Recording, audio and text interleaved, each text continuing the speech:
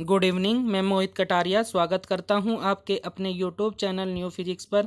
प्यारे बच्चों, last video में हमने आपको बताया था कि कैसे सारणिकों के नियमों का उपयोग करके हम सारणिक के मान ज्ञात कर सकते हैं।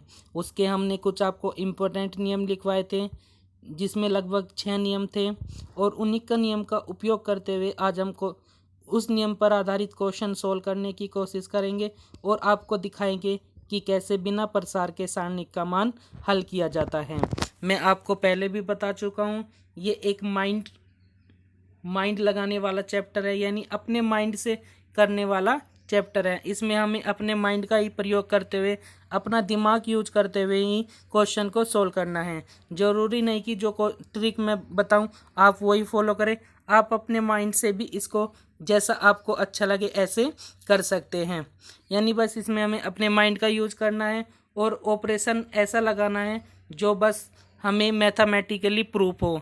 यानी अपनी तरफ से ऐसा कोई भी मेथड यूज नहीं करना है जो मैथमेटिक के खिलाफ हो। बस हमें उन सब चीज़ों को ध्यान रखते हुए ऑपरेशन लगाना है और अपने क्वेश्चन को सोल्व करना है। तो देखते हैं आज की वीडियो में कि पहला क्वेश्चन क्या है कि निम्नलिखित सारणिक का मान ज्ञात कीजिए। कि डेल्टा बराबर एक सारणिक दिया हुआ है 13, 16, 19, 14, 17, 20, 15, 18 और 20। हमें ये सारणिक दिया हुआ है, हमें इस सारणिक का मान ज्ञात करना है बिना प्रसार किए हुए। ठीक है, तो यहाँ पर हम क्या करेंगे, ऑपरेशन लगाएंगे।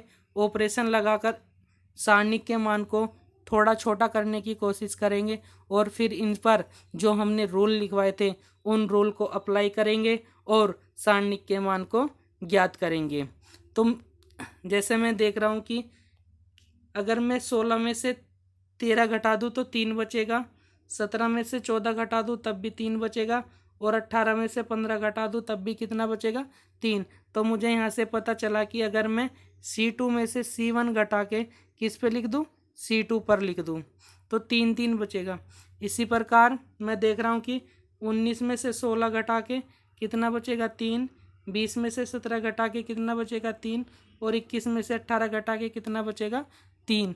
तो यहाँ से मेरे माइंड में दिमाग आया कि अगर मैं एक ऑपरेशन लगाऊं कि C3 पर मैं लिखूं C3 माइनस C2। और एक बात और ध्यान रखना, एक साथ आप कई ऑपरेशन लगा सकते हो, 2 3 4 जितने भी आपका मन करे उतने ऑपरेशन आप एक साथ अप्लाई कर सकते हो। लेकिन मैं इस क्वेश्चन में आपको अलग अलग ही ऑपरेशन अप्लाई करके दिखाऊंगा और एक साथ भी दोनों को आपको अप्लाई करके दिखाऊंगा। तो C3 पर लिखना है C3 माइनस C2। तो फर्स्ट कॉलम तो एज इट इज रहेगा क्योंकि इसमें हम कोई चेंज नहीं कर रहे हैं। सेकंड कॉलम भी एज इट इज रहेगा क्योंकि इसमें हम कोई चेंज नहीं कर रहे हैं। लेकिन थर्ड कॉलम चेंज हो जाएगा क्योंकि हम थर्ड कॉलम पर वो चीज़ लिखेंगे C3 में से C2 घटाकर जो आएगी वो चीज़ हम कहाँ पर लिखेंगे, C3 पर। इसलिए C3 क्या हो जाएगा, चेंज हो जाएगा। तो कैसे देखते हैं, ऑपरेशन हमने अप्लाई कर दिया है। ऑपरेशन है हमारा C3 माइनस C2। तो फर्स्ट ये एज इट इज रहेगा, ये भी एज इट इज। तो 16 में से 19 में से 16 गए 3, 20 में से 17 गए 3, और 21 में से 18 गए 3। फिर हमने दोबारा से फिर ऑपरेशन लगाया कि C2 पर लिखना है C2 माइनस C1।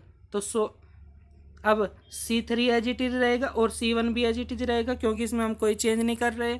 लेकिन C2 क्या हो जाएगा, चेंज। 16 में से 13 गए 3, 17 में से 14 गए 3, और 18 में से 15 गए 3 बचेंगे। तो इस तरह से हम देख रहे हैं कि C2 और C3 दोनों के मान क्या है, बराबर है। तो हमने कल आपको एक प्रॉपर्टी लिखवाई थी कि किसी भी पंक्ति या स्तंभ के 2 पंक्तियां या 2 स्तंभ बराबर हो जाए तो उस सारणिक का मान क्या होता है, 0 होता है। तो हम देख रहे हैं कि इसमें 2 कॉलम C2 और C3 क्या है, बराबर है, अतः सारणिक का मान क्या हो जाएगा, 0। तो डेल्टा बराबर क्या लिख देंगे, 0। तो यहाँ से ये सोल्व हो गया। देखो, बिना प्रसार के हुए केवल हमने क्या लगाया, ऑपरेशन। इसको आप एक लाइन में भी कर सकते थे, यहीं पर आप एक साथ दोनों ऑपरेशन को अप्लाई कर सकते थे। कैसे कि C3 C2 minus C1, sorry C3 C2 और C2 minus C3, sorry C2 minus C1। तो बस यहाँ से पहला operation 13 14 15 as it is. C3 में से C2 गए, कितना बचेगा 3 3 3। अब 16 में से 3 3 3, तो एक लाइन में भी, यानी एक साथ आप दो ऑपरेशन भी अप्लाई कर सकते हो, तो वो आपको माइंड में रखना है। आप अलग अलग भी अप्लाई कर सकते हो। नेक्स्ट क्वेश्चन देखते हैं। नेक्स्ट क्वेश्चन कह रहा है कि सारणिक का मान ज्ञात कीजिए। एक सारणिक दिया हुआ है 13 12 11 36 10 26 63 26 37। तो हमने यहाँ पर इसको सोल्व करने के लिए यूज किया कि अगर मैं C2 पर लिखूँ क्या C2 प्लस C3, तो first column as it is रहेगा। 12 और 11 कितने हो गए 23, 10 और 26 36, 26 और 7 63, 11 26 37 एज इट इज, यानी फर्स्ट कॉलम और third column as it is रहेगा। केवल सेकंड कॉलम क्या हो जाएगा चेंज, और वो भी ऑपरेशन लगाकर क्या C2 पर लिखना है C2 प्लस C3 करके। तो हमने इसको लिख लिया। तो हम यहाँ पर देख रहे हैं कि दो कॉलम बराबर हो गए हैं, दोनों के मान 23 23 36 36 63 63।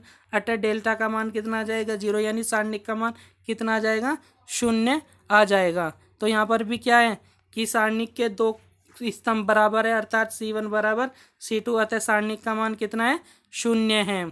तो इस तरह से आप बिना प्रसार किए क्या कर सकते हो, सारणिक को हल कर सकते हो। बस आप सारणिक को छोटा से छोटा बनाते चले जाए तो आपका सारणिक का मान आना प्रारंभ हो जाएगा।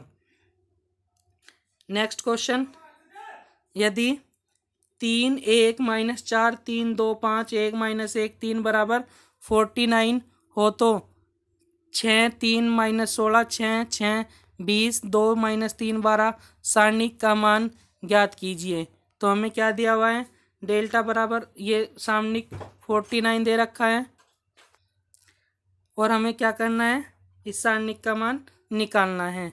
तो मैंने क्या किया कि C2 से 2 C2 से 3 और C3 से 4 उभयनिष्ठ ले लिया, यानी C2 में क्या कर दिया मैंने 2 से भाग कर दिया, C1 में 2 से भाग, C2 में 3 से, C3 में 4 से भाग कर दिया। यानी उभयनिष्ठ लेने का मीनिंग ये होता है भाग करना।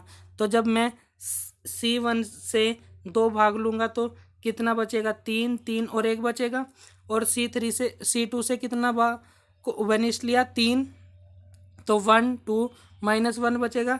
C3 से 4 कॉमन लेने पर 4 5 12 3 बचेगा। और मैंने आपको एक प्रॉपर्टी लिखवाई थी कि किसी भी संख्या से अगर मल्टीप्लाई करें तो वो सारणिक उतना ही क्या हो जाता है गुना हो जाता है। अब क्या बचा ये हमारे पास बचा 3 1 - 4 3 2 5 1 - 1 3, और इसका मान कितना दे रखा है समीकरण 1 से देखो, इसका मान कितना है 49। तो समीकरण 1 से इसका मान कितना रख देंगे 49, तो इनको सोल्व गुना करेंगे तो मान आ जाएगा 1176 आंसर। तो ये इस तरह से हमें कॉमन लेना होता है। लास्ट प्रॉपर्टी जो मैंने लिखवाई थी कि किसी भी पंक्ति में या कॉलम में किसी m से गुणा करी जाती है तो वो उतना ही क्या हो जाता है गुणा हो जाता है। यानी हम किसी भी कॉलम से उभयनिष्ठ ले सकते हैं, किसी भी रो से भी उभयनिष्ठ ले सकते हैं। जैसे मुझे इसमें लगा कि इसमें से मैं क्या कॉमन ले सकता हूँ 2 कॉमन ले सकता हूँ, इसमें से मैं 3 कॉमन ले सकता हूँ, इसमें से मैं 4 कॉमन ले सकता हूँ। तो ये डिपेंड करता है हमारे माइंड पर कि हमारा माइंड कितना सोच रहा है, बस हमें इसमें माइंड लगाने की ज़रूरत है। तो एक क्वेश्चन आपके होमवर्क के लिए, तो ये क्वेश्चन आपको होमवर्क में है, इसका मान आपको हमें सोल्व करके दिखाना है कि इसका मान कितना आएगा। तो ये क्वेश्चन थे। तो आज की वीडियो में बस इतना ही। वीडियो अच्छी लगी हो तो वीडियो को लाइक करना, शेयर करना और ज़्यादा से ज़्यादा कमेंट करके अपने क्वेरी को पूछना, यानी जो भी आपकी प्रॉब्लम होगी मैं उनका सभी प्रॉब्लम्स का आंसर देने का प्रयास करूँगा। तो आज की वीडियो में बस इतना ही।